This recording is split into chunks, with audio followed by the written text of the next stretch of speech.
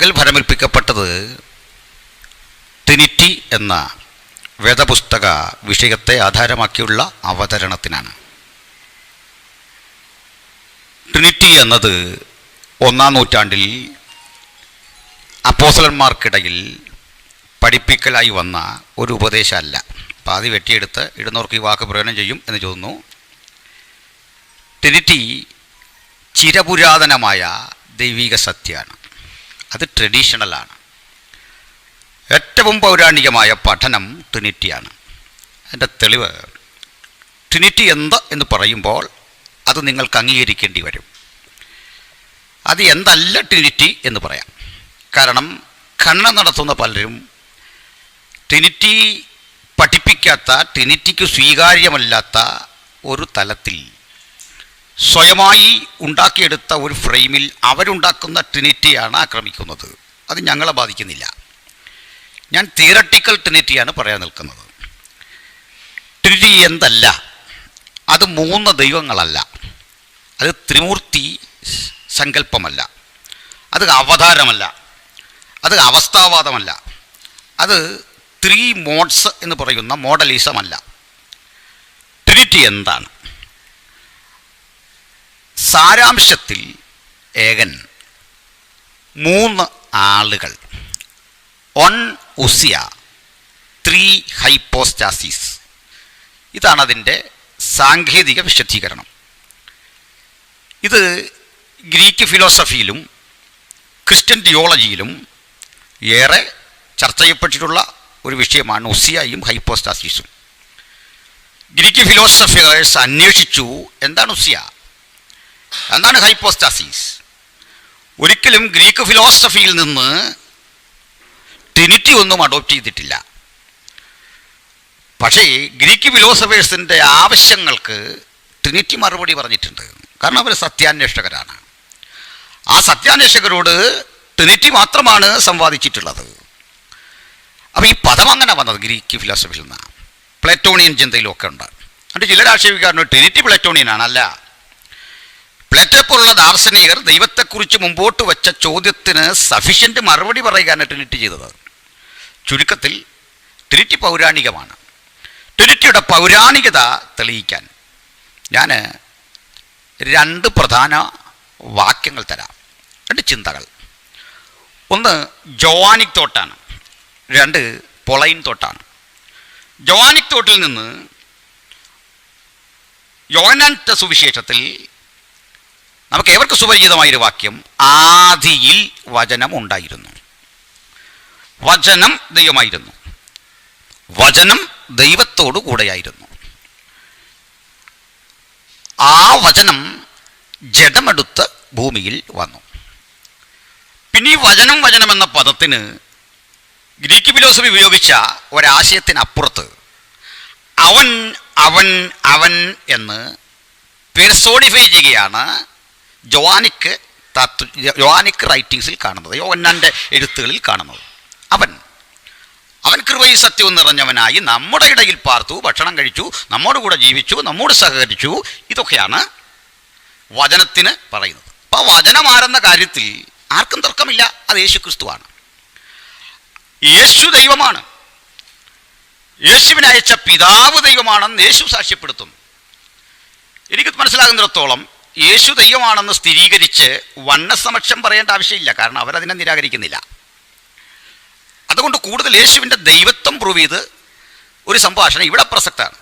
പക്ഷേ അതിനൊരു തർക്കമില്ലാത്തതാണ്. കാരണം പിതാവ് ദൈവമാണെന്ന കാര്യത്തിലും ആരും ആക്ഷേപം ഉന്നയിച്ചിട്ടില്ല. അടുത്തത് പരിശുദ്ധാത്മാവാണ്. പിതാവ്, പുത്രൻ, പരിശുദ്ധാത്മാവ് എന്ന ഈ ചിന്ത നമ്മുടെ വീക്ഷണത്തിൽ ലോകാരംഭത്തിന് മുമ്പുള്ളതായതുകൊണ്ട് അത് പൗരാണികമാണ്. ഇനി പൊളൈൻ തോട്ടിൽ എന്താ പറയുന്നത്? ദൈവത്തിൻ്റെ പരിശുദ്ധാത്മാവിനെ വിളിച്ചു നിത്യാത്മാവ്.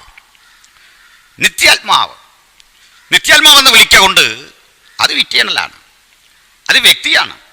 കാരണം ആത്മാവ് അവർക്കുച്ചരിക്കാൻ നൽകിയതുപോലെ ആത്മാവ് കൊടുത്തു. ആത്മാവ് കൃപാവരങ്ങൾ കൊടുക്കുന്നു ഇച്ഛിക്കുന്നവർക്ക്. ആത്മാവിനെ ദുഃഖിപ്പിക്കരുത്, ദൈവത്തിൻ്റെ പരിശുദ്ധാത്മാവിനെ ദുഃഖിപ്പിക്കരുത്, അവനാലല്ലോ.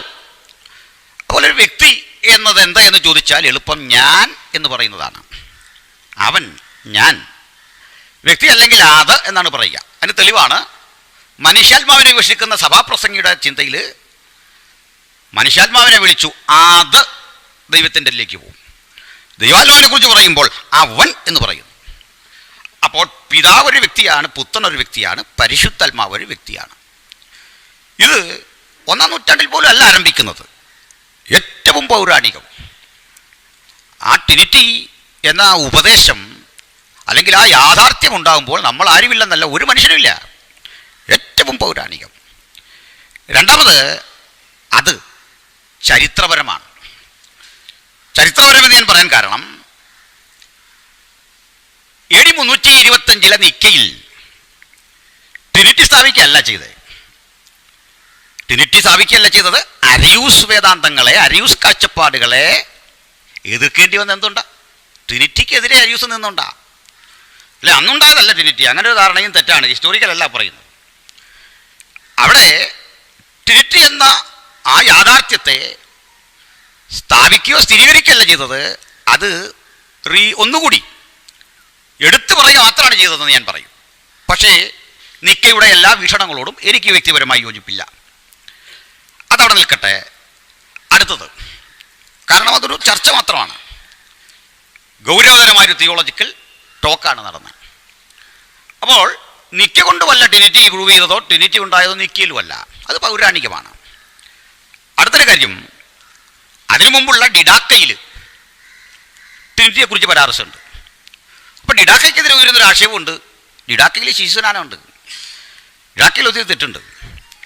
പക്ഷെ ഒരു വസ്തുത സ്വീകരിക്കാൻ അപ്പോസ്തലൻ പ്രവൃത്തി 17-ാം അധ്യായത്തിൽ പറയുക, നാം അവൻ്റെ സന്താനമല്ലോ എന്ന് നിങ്ങളുടെ കവിവരന്മാരിൽ ചിലർ പറഞ്ഞിരിക്കുന്നു. അപ്പോൾ ആ കവിവരം പറഞ്ഞ എല്ലാം ശരിയല്ല, പക്ഷേ അവിടെ പ്രൂവുള്ളത് എടുക്കുക. അപ്പോൾ ഞങ്ങൾ അവിടുത്തെ ഡോക്ടറല്ല എടുക്കുന്നത്, വെറുതെ ഡിഡാക്കയിൽ എഴുതും അങ്ങനെ ഒന്നും. അപ്പോൾ ഡിഡാക്ക ഞങ്ങൾക്ക് പ്രമാണമല്ല, പക്ഷേ ഹിസ്റ്റോറിക്കലി അതിലെ പ്രൂവുകൾ സ്വീകാര്യമാണ്. ചരിത്രം അതെന്തിന് അങ്ങനെ സ്വീകരിക്കുന്നു? അപ്പോൾ ഇത് ചരിത്രപരമായിട്ടുണ്ട്. വീണ്ടും ഇങ്ങോട്ട് പരിശോധിച്ചു വന്നാൽ 1914 മുമ്പ് 1-ാം നൂറ്റാണ്ടിന് ഇടയ്ക്ക്, അതാണ് പറയുന്നതെങ്കിൽ, എവിടെങ്കിലും വണ്ണസ് എന്ന ഒരു ശബ്ദം കേട്ടിട്ടില്ല. അത്തരമൊരു വക്താക്കളെ ആരെയും കാണാൻ സാധിക്കുന്നില്ല. പറയുന്നെങ്കിൽ ഫ്രെയിം ചെയ്തെടുത്ത എല്ലാവരും അവകാശപ്പെടുന്ന ഒരു പൊതു അവകാശം അപ്പോസ്തലന്മാരതാ ചെയ്തതെന്ന് ട്രിനിറ്റേറിയനും പറയും, വണ്ണസും പറയും. അതിനപ്പുറത്ത് ഏതെങ്കിലും ഒരാൾ വണ്ണസിൻ്റെ വക്താവായിരുന്നു എന്ന് പറയത്തക്ക വിധം ചരിത്രത്തിലെങ്ങും കാണുന്നില്ല. ഇനി മറ്റൊരു ചരിത്രത്തിലൂടെ പറയാം. നമ്മുടെ മലങ്കര സഭയുണ്ട്, കേരള സഭ, ഭാരതസഭ. ഈ ഭാരതസഭയുടെ പൗരാണിക കൃതികളുണ്ട്, ഹൂദായക്കാനും മറ്റും. അപ്പോൾ സെയിന്റ് തോമസ് ട്രഡീഷനോ ഏതെങ്കിലും ട്രഡീഷൻ ആകട്ടെ, എല്ലാവരും, എല്ലാ ഹിസ്റ്റോറിയൻസും ഒരു കാര്യം സമ്മതിക്കുന്നു, 1st സെഞ്ച്വറി മുതൽ ഒരു ക്രിസ്ത്യാനിറ്റി ഇവിടെ ഉണ്ട്, അതെല്ലാവരും സമ്മതിക്കുന്നു. ഈ ഔസേബിയസിൻ്റെ എഴുത്തുകളിലുണ്ട് ഇതല്ല. അപ്പോൾ 1st സെഞ്ച്വറി മുതൽ ഈ ക്രിസ്ത്യാനിറ്റി ഉണ്ടെങ്കിൽ അവിടെ എങ്ങും ഒരു വണ്ണസ് ഡോക്ട്രിൻ കാണുന്നില്ല, അതിൻ്റെ വക്താക്കളെയും കാണുന്നില്ല. മാത്രമല്ല ട്രിനിറ്റിയും വണ്ണസും ഒരു കലഹം പോലും കാണുന്നില്ല.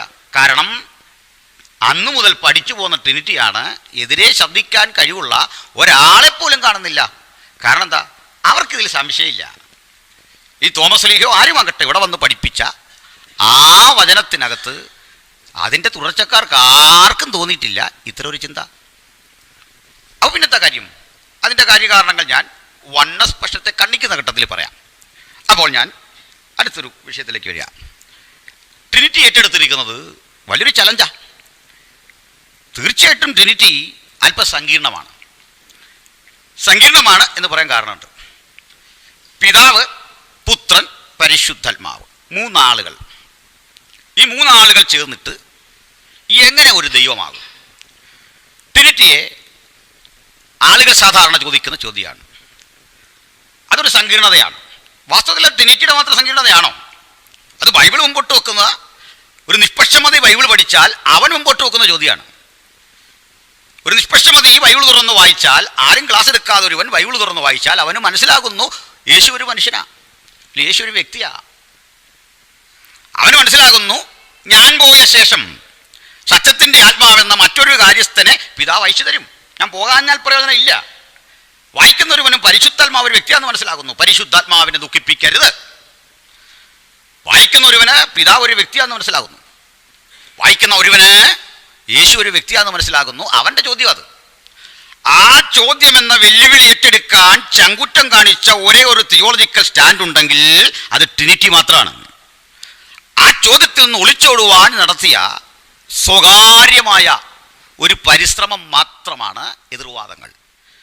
കാരണം 50 വാക്യങ്ങളിൽ തിരുവെഴുത്തിൽ പിതാവും എൻ്റെ പിതാവും ദൈവവും ദൈവപുത്രനും പിതാവും പുത്രനായിട്ട് പറയുന്നു. 50 വേദഭാഗങ്ങൾ. 179 വേദഭാഗങ്ങളിൽ എൻ്റെ പിതാവ്, നിങ്ങളുടെ പിതാവ്, നമ്മുടെ പിതാവ് ഇത്യാദി പ്രയോഗങ്ങൾ കാണുന്നു.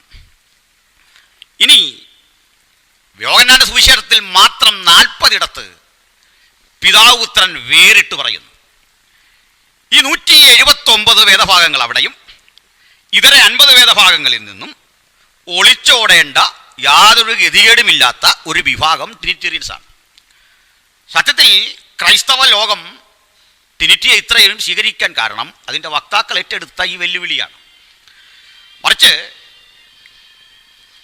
ഈ ഏകത്വം എന്ന ഒരു വാദം സ്ഥിരീകരിക്കേണ്ടതിന്, ട്രിനിറ്റി വിരുദ്ധ നിലപാട് സ്ഥിരീകരിക്കേണ്ടതിന് ഈ വാക്യങ്ങളെ, അതിൻ്റെ ബന്ധങ്ങളെ, അതിൻ്റെ ചരിത്രപരതയെ, അതിൻ്റെ ദൈവശാസ്ത്ര വീക്ഷണങ്ങളെ, അതിൻ്റെ പൗരാണികതയെ പാടെ തള്ളിക്കൊണ്ട് ഒരു സ്വയസമാധാനത്തിലേക്ക് അവരെത്തുമ്പോൾ എന്തൊക്കെ ഭവിക്കും എന്ന് ഞാൻ അക്കമിട്ട് പറയാം. ഒരു 10 കാരണങ്ങൾ.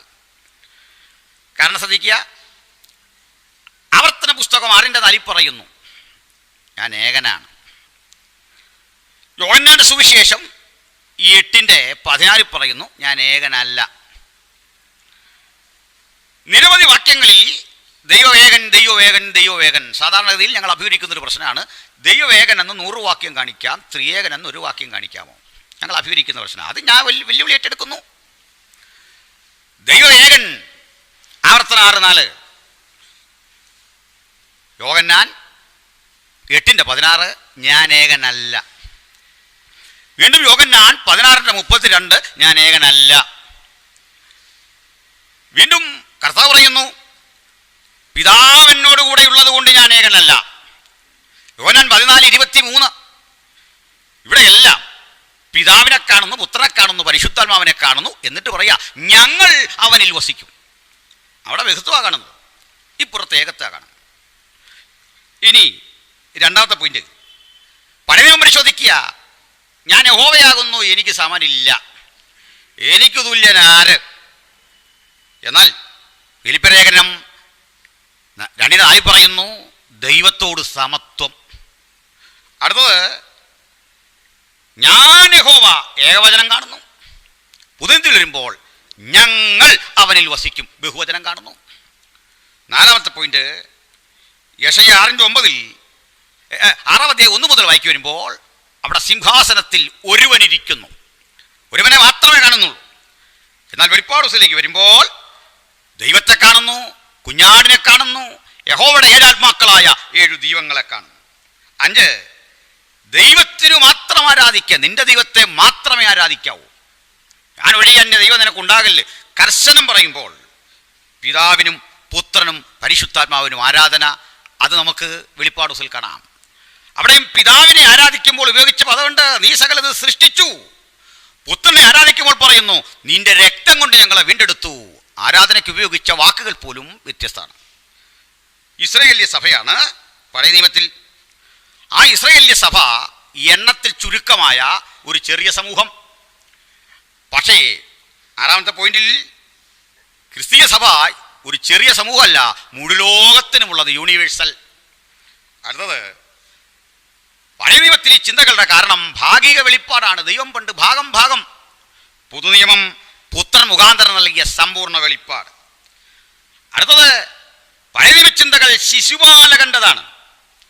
എന്നാൽ പുതുനിയമ ചിന്തകൾ ആ ഭവനത്തിന് ഉടമയായ, സകലത്തിനും കാരണഭൂതനായ ദൈവപുത്രൻ്റെതാണ്. പഴയ നിയമമെല്ലാം നല്ലതാണ്, നല്ലത്. പുതിയ നിയമം ഏറെ നല്ലതാണ്. അടുത്തത്, 10ാമത്തെ ആശയം, പഴയതിൽ കണ്ടതെല്ലാം ആചാരാധിഷ്ഠിതം, പുതുതിൽ കണ്ടതാകട്ടെ കൃപയിൽ അധിഷ്ഠിതം. തികച്ചും ഒരു നിഷ്പക്ഷമതി ബൈബിൾ വായിച്ചാൽ അവനിൽ അങ്കുരിക്കും. എന്തേ ഇങ്ങനെ? ബൈബിൾ വൈരുദ്ധ്യമോ? ഇവിടെ ഒളിച്ചോടാത്ത ഒറ്റ വിഭാഗം ട്രിനിറ്റേറിയൻസ് ആണ്. ഈ രണ്ട് വാക്യങ്ങളെ സമന്വയിപ്പിച്ച്, ഈ രണ്ട് ആശയങ്ങളെ സമന്വയിപ്പിച്ച് ബൈബിൾ കിടക്കുന്ന അതേ വിധത്തിൽ, പ്രത്യേക വ്യാഖ്യാനങ്ങൾ സ്വീകരിക്കാതെ അതേ വിധത്തിൽ ഞാൻ ഏകനല്ലെന്നും അപ്പുറത്ത് ഏകനാണെന്നും അതിനപ്പുറത്ത് എനിക്ക് സമന്മാരില്ലെന്നും അപ്പുറത്ത് സമത്വമുണ്ടെന്നും ഒക്കെ പറയുന്ന വാക്യങ്ങളെ കോറിലേറ്റ് ചെയ്ത് ഏറ്റവും ശക്തിമത്തായ ഒരു തിയോളജി രൂപപ്പെടുത്താൻ ട്രിനിറ്റേറിയൻസിന് മാത്രമേ സാധിച്ചിട്ടുള്ളൂ. അല്ലെങ്കിൽ സംഭവിക്കുന്ന എന്താണ്? ഈ പറയപ്പെട്ട 10 വാദങ്ങളുടെ മുമ്പിൽ ഏതെങ്കിലും ഒരു പക്ഷത്ത് നിൽക്കേണ്ടി വരും. നിങ്ങൾ നിൽക്കുന്ന ഒരു പക്ഷത്താണെങ്കിൽ ബഹുദൈവ വിശ്വാസികളാവും. നിങ്ങൾ നിൽക്കുന്ന ഒരു പക്ഷത്താണെങ്കിൽ ഞങ്ങൾ എന്ന പദത്തെ സാധൂകരിക്കാൻ പറ്റില്ല, സമത്വം എന്ന പദത്തെ സാധൂകരിക്കാൻ പറ്റില്ല. അപ്പോൾ ഓൾഡ് ടെസ്റ്റമെൻറ്റും ന്യൂ ടെസ്റ്റമെൻറ്റും ഒരുപോലെ എടുക്കുകയാണ് ഞങ്ങൾ ചെയ്യുന്നത്. മാത്രമല്ല ആവർത്തനം 4 വാക്യം ഞങ്ങൾക്കൊരിക്കലും തടസ്സമല്ല. കാരണം ഞങ്ങൾ ബഹുദൈവം അല്ല പറയുന്നത്, ബഹുത്വമുള്ള ഏകത്വമാണ്. ആ ബഹുത്വമുള്ള ഏകത്വം എങ്ങനെ ആകുന്നത്? അത് പുതുത്തിൽ ധാരാളം തെളിവുകളുണ്ട്. അതിലൊന്നാണ് അപ്പോൾ ഒന്നാകുണ്ട്. പലരായ നാം ക്രിസ്തുവിൽ ഒന്ന്, പലത് ചേരുന്ന ഒന്ന്. അതുകൊണ്ട് ഏകദൈവം എന്ന് ചോദിച്ചാൽ ഞങ്ങൾ ഏകദൈവ വിശ്വാസികളാണ്. ഞങ്ങൾ ഏകദൈവത്തെക്കുറിച്ച് പറയുമ്പോൾ ഏകദൈവ ചിന്ത, ക്രിസ്ത്യൻസിൻ്റെ ഏകദൈവ ചിന്ത, പിതാവുണ്ട്, പുത്രനുണ്ട്, പരിശുദ്ധാത്മാവുണ്ട്. അതല്ല, പിതാവിനെയും പുത്രനെയും നിഷേധിച്ചാൽ അവൻ എതിർ ക്രിസ്തുവാകുന്നു. വചനം പറയുകയാണ്. മാത്രമല്ല ഒരുപക്ഷെ അത്തരം വാക്യങ്ങളെ പേടിച്ച് ചിലർ പറയും ഞങ്ങൾക്ക് പിതാവും പുത്രനും പരിശുദ്ധാത്മാവും ഉണ്ടെന്ന് പറഞ്ഞാലും അതെന്തെന്ന് പറയാൻ ധൈര്യമില്ല. കാരണം പിതാവും പുത്രനും പരിശുദ്ധാത്മാവും ഉണ്ട്, അതൊന്നാണ്. ആ ദൈവം ഒരു വ്യക്തിയോ എന്ന് ഇനിയും തീർപ്പില്ല പലർക്കും. ദൈവം ഒരു വ്യക്തി എന്ന് ആ അർത്ഥശങ്കയ്ക്കിടയില്ലാതെ പറയാൻ പലർക്കും സാധിച്ചിട്ടില്ല. ആൻറ്റി ട്രിനിറ്റേറിയൻസിന് ആർക്കും സാധിച്ചിട്ടില്ല. പരിശുദ്ധാത്മാവ് പറയാൻ ഒരു എന്ത് എന്ന് പറയാൻ ഞാൻ ഇന്നുവരെ എങ്ങും ഒരു ആശയം കേട്ടിട്ടില്ല. ഇനി അത് കണ്ണന ഭാഗത്ത് കൂടുതൽ പറയുന്നതാണ് നല്ലത്. സമയം കൂടെ നോക്കിയേക്കാം. എത്ര മിനിറ്റുണ്ട്? 2 മിനിറ്റുമുണ്ട്. ഞാനത് സൗകര്യത്തിന് വേണ്ടി ചുരുക്കുന്നു.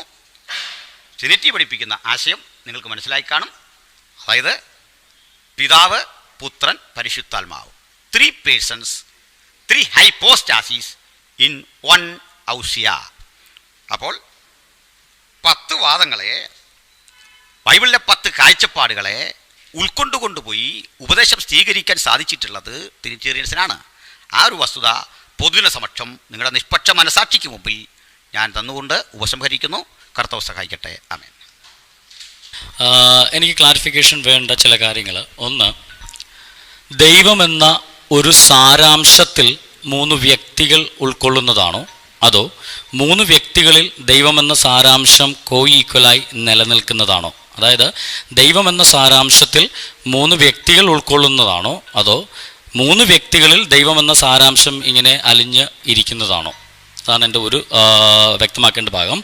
രണ്ടാമത് എനിക്ക് വ്യക്തമാകേണ്ട ഭാഗം, ഈ 3 വ്യക്തികളും കൂടുമ്പോൾ ഒരു വ്യക്തിയായി മാറാറുണ്ടോ? അതായത് ദൈവം എന്ന സാരാംശവും ഒരു സിംഗിൾ വ്യക്തിയാണോ? അതായത് ഈ 3 വ്യക്തികൾ ദൈവം എന്ന സാരാംശത്തിൽ നിലനിൽക്കുകയാണെങ്കിൽ ഈ ദൈവം എന്നത് ഒരു വ്യക്തിയായി തീരാറുണ്ടോ? എപ്പോഴെങ്കിലും 3 വ്യക്തികളും കൂടെ ചേർന്ന് ഒരു വ്യക്തി ആവാറുണ്ടോ? ദൈവം എന്നൊരു വ്യക്തിയാണോ എന്നുള്ള ചോദിക്കുന്നത്. 3 വ്യക്തികളും കൂടെ ചേർന്ന് ഒരു സിംഗിൾ വ്യക്തി ആവാറുണ്ടോ എന്നാണ് എൻ്റെ 2 വിശദീകരണങ്ങൾ എനിക്ക് ആവശ്യമുള്ളത്.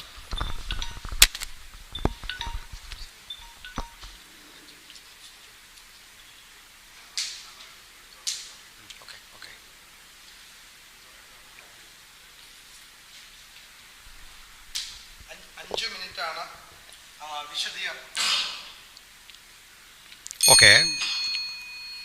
3 hypostases in 1 ousia.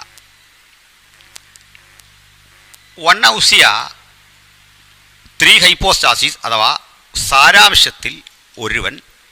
ആ ഒരുവൻ എന്ന് പറയുമ്പോൾ ബിബ്ലിക്കൽ കൺസെപ്റ്റിൽ 3 പേർ എങ്ങനെ ഒന്നായിരിക്കും, അതാകണം ഉദ്ദേശിച്ചത്. പറയാം, 3 ചേർന്നൊന്നാകുമോ? എപ്പോഴും ഓർക്കണം, ഞങ്ങൾ പറയുന്നത് ബഹുത്വമുള്ള ഏകത്വമാണ് ഞങ്ങൾ പറയുന്നത്. അത് മനസ്സിലാക്കിയേ കണ്ണനെ കൊണ്ടർത്ഥമുള്ളൂ. അതെങ്ങനെ യാഥാർത്ഥ്യമാകും? ഞാൻ എടുക്കാൻ കഴിവ് ഉപയോഗിക്കുന്നത് ബൈബിളിലെ എക്സാമ്പിൾസാണ്. ബൈബിൾ തന്നെ ആകണം എന്ന ഒരു കർശനം ബോധം എനിക്കുണ്ട്. പറയാതെ എങ്ങനെ ഒന്നാകും? സമാഗമന കൂടാരത്തിലേക്ക് വരാം. അവിടെ വിശുദ്ധ സ്ഥലമുണ്ട്, അതിപരിശുദ്ധ സ്ഥലമുണ്ട്. ഈ അതിപരിശുദ്ധ സ്ഥലത്ത് ദൈവ തേജസ്സാകുന്ന ഷെഖേന ഉണ്ട്. അതിനപ്പുറത്ത് നമ്മൾ കൊളുത്തിയ തങ്കം കൊണ്ടുള്ള നിലവിളക്കിൻ്റെ വെളിച്ചമുണ്ട്. ഒരേ സമയം ഈ രണ്ടു വെളിച്ചങ്ങളും അവിടെ നിൽക്കുക. ആ വെളിച്ചത്തിൻ്റെ മധ്യത്തിൽ തിരശീല രണ്ടാകുക. യേശുവിൻ്റെ മരണത്തിലൊക്കെ അങ്ങനെ സംഭവിച്ചല്ലോ. യേശുവിൻ്റെ മരണത്തിൽ ചെക്കേന ഉണ്ടോയെന്ന് എനിക്കറിയില്ല, ഞാൻ ഉദാഹരണം പറഞ്ഞു. ഈ തിരശീല മാറുമ്പോൾ അകത്തെ വെളിച്ചവും ഈ തേജസാർന്ന അതിപരിശുദ്ധ സ്ഥലത്തെ വെളിച്ചവും ഇവിടുത്തെ വെളിച്ചവും ഒന്നായി ചേരും. അപ്പോൾ വെളിച്ചം പിന്നീട് വ്യത്യാസമില്ല. 3 ഇൻഫൈനൈറ്റുകളാണ് വേദപുസ്തക വീക്ഷണത്തിൽ പിതാവും പുത്രനും പരിശുദ്ധാത്മാവും.